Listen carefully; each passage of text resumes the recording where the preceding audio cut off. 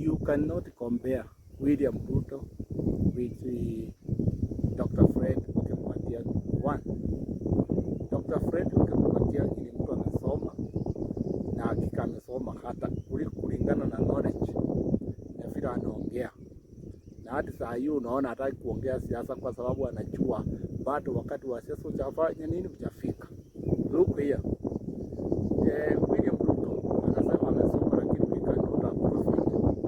You know, he is a holder of bachelor degree, lakini we cannot approve his doctorate kama alifanyia akiwa mwanasiasa ama akiwa kwa serikali akanunua. Lakini hakika huyu jamaa ukimtazama vizuri anatudanganya na anatueleza Wakenya. You cannot compare Fred Matiang'i na William Samoei Ruto. Fred Matiang'i ni mtu ako na knowledge ambayo imekomaa, yaani imekomaa, mtu ambaye atachukua watu wengine.